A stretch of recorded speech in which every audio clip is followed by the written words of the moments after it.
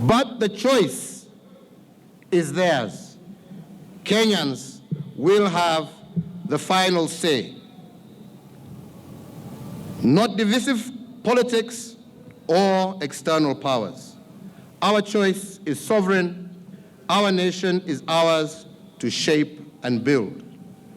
That is what unity is all about.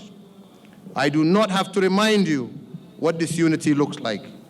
We know all too well what happened the last time we failed to treat each other as one family. So I will close by asking every Kenyan one single thing in 2017. I ask you to be your brother's keeper, your sister's keeper.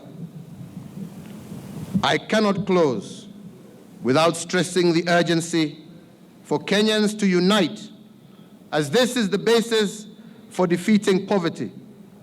The unity we seek is found when every Kenyan is free and equal, when the dignity of every Kenyan is protected.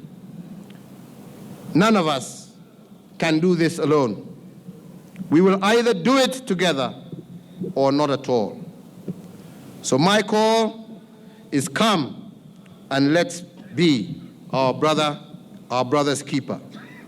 Pamoja tutashinda.